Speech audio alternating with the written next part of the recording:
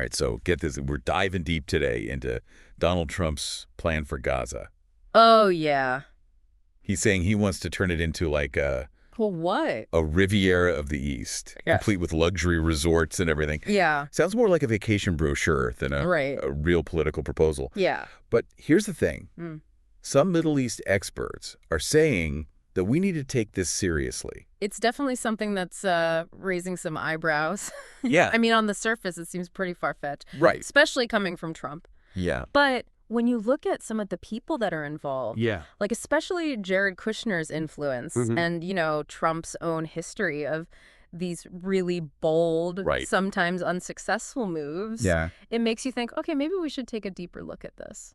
Okay, so let's break this down. Sure. We're talking about relocating a huge population Yeah. and then completely transforming this conflict zone into a tourist hotspot. Like, how do we even begin to assess something like that?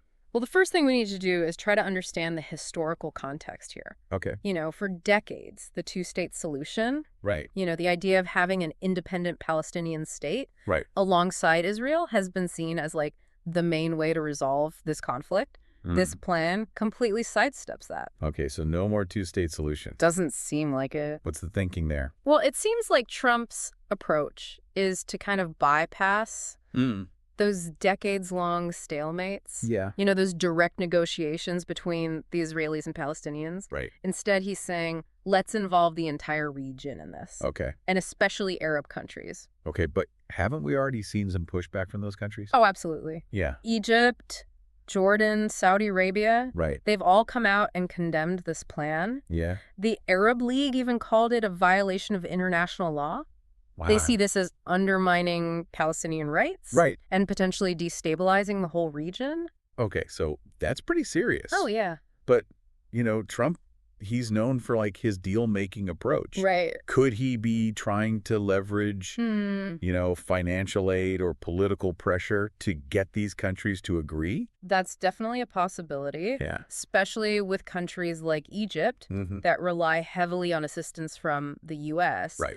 But even if he manages to get some of these Arab states on board, there are still huge hurdles within Gaza itself. You're talking about Hamas. Exactly. Okay. While they've been weakened after these recent conflicts, Hamas still has a very strong presence in Gaza. Right. And they definitely have the capacity to resist a plan like this. Yeah. Especially given their experience with urban warfare. And wouldn't this kind of forced displacement be a logistical nightmare? Oh, absolutely. Yeah. We're talking about potentially hundreds of thousands, if not millions of people. Yeah. The logistics of relocating them, finding places for them to live, making sure they're taken care of. Wow. I mean, it'd be incredibly complex and costly. Not to mention the potential for like a humanitarian crisis. Exactly. Yeah. And we haven't even started talking about the legal implications of this. Oh, right. I mean, forcing people to move when they're under occupation, that's a clear violation of international law. Yeah.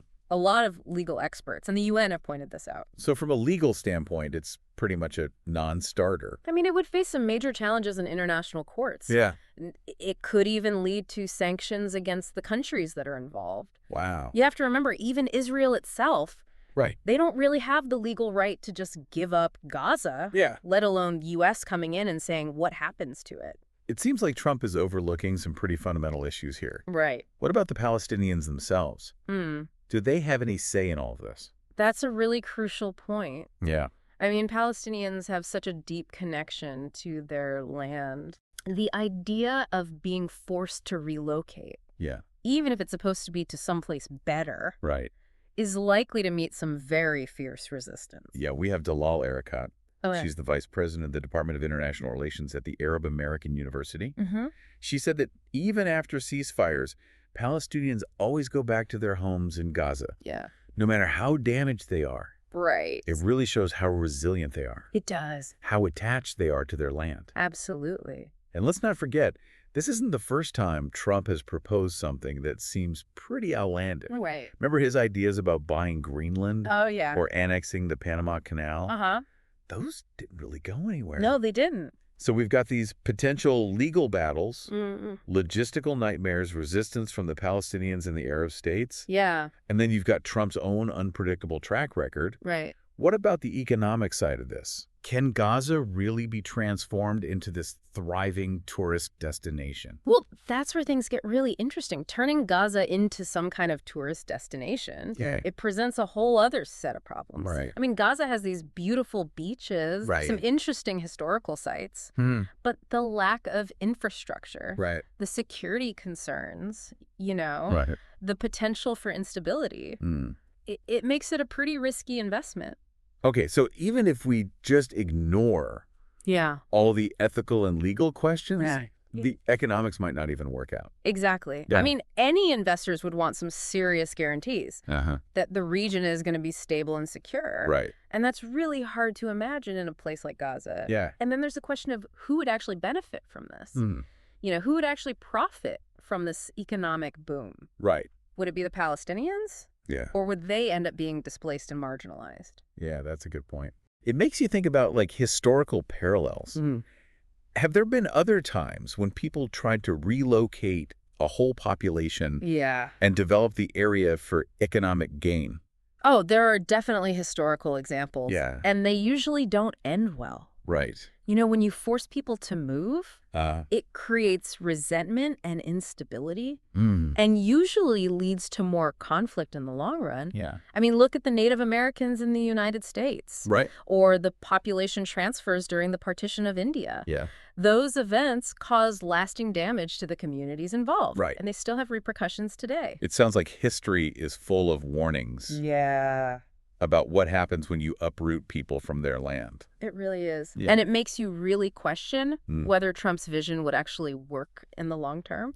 Even if he could figure out all the legal and logistical stuff, the potential for social unrest and violence would probably scare away any investors or tourists. Okay, so let's just say hypothetically. This plan actually moves forward. Okay. What would that mean for geopolitics? How would this change the balance of power in the Middle East? Oh, that's where things get really complicated. I mean, it could further isolate Iran, which has been a big supporter of Hamas, and it could maybe strengthen ties between Israel and some of the Arab states that see Iran as a threat. But it could also backfire and create new alliances against the people who are seen as benefiting from this. So a lot of uncertainty. And the possibility of things going in a totally different direction. Absolutely. This plan is like throwing a pebble into a pond. The ripples could spread really far. It could affect everything. Regional trade alliances, the fight against terrorism. Wow. I mean, it's hard to say what would happen. We have this quote from a European diplomat in Jerusalem. They said, Trump's plan for Gaza contradicts his America First slogan. He believes things will go smoothly, that Gaza is not Afghanistan or Iraq. And that he can just convince people. That is what's concerning. Yeah, I think that quote really highlights a big problem with Trump's approach. He seems to have this really simplistic view of a super complicated situation. He could be underestimating the deep-seated grievances, the historical traumas, the power dynamics that are all at play in the region. Okay, so what about the impact on the Israeli-Palestinian peace process? Or what's left of it anyway? Well, this plan basically just throws the two-state solution out the window. Which has been the internationally recognized framework for peace for decades. By taking away the possibility of a Palestinian state in Gaza, it could lead to a more permanent and potentially more volatile situation where Israel is in control. Wouldn't that just lead to more resentment and more conflict? It's a real risk. And that's why a lot of experts think that even if Trump's plan fails, it could still damage the chances for peace in the region. Okay, so we've talked about the legal obstacles, the logistics, the economic uncertainties, the historical parallels, the potential geopolitical fallout. It seems like this plan is just full of problems. It is. And it raises a big question about what the international community should do about conflicts like this. Should we be going for these radical top-down solutions? Or should we focus on dialogue and reconciliation and grassroots efforts to build peace from the ground up? That's a question that goes way beyond this specific plan. It does. Yeah. Gets to the heart of how we try to resolve conflict in a globalized world. Exactly. And it's something we really need to think about carefully as we deal with these issues of peace and security in the 21st century. Okay, so before we go too far down that road, let's bring it back to the human element here. Okay. At the end of the day, right. This plan would have a huge impact on the lives of millions of people. Absolutely. We need to think about the potential for trauma. Yeah. The disruption to people's livelihoods, the sense of loss and displacement that would come from being forced to leave their homes and communities. It's a major upheaval. Right. Yeah. We can't lose sight of the human cost of these decisions. And we can't forget that peace isn't just about political agreements or economic prosperity. Yeah. It's about making a world where people can live with dignity, security, and freedom. Well said. Thanks. Well, I think that brings us to the end of our deep dive into Trump's plan for Gaza. Yeah. We've covered a lot. We have. The legal challenges, the logistics, the economics, the geopolitics. Right. But I think as we wrap up, we want to leave you with one final thought. Sure.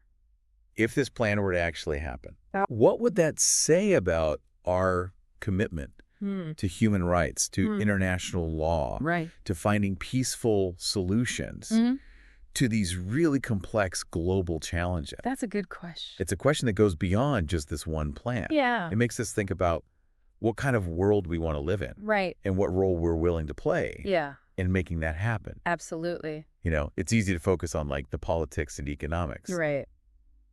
But we can't forget about the people who actually live there. Absolutely. I mean, these are families that have been in Gaza for generations. Yeah, their voices need to be heard. Yeah. Any conversation about the future of Gaza has to include them. Exactly. It can't just be about what outsiders decide is best. Right, and we have that quote from Dalal Erekat. Okay. She talked about how Palestinians always go back to their homes in Gaza, even after they've been destroyed by conflict. Yeah. It just shows how deep their connection to the land really is. It really does. You know, you can't erase those ties. Right. Why? Just moving people. Yeah. Even if you're saying it's for their own good. Right. Even if you're saying it's to like a more prosperous place. Exactly. It makes you wonder, what does prosperity even mean? Yeah.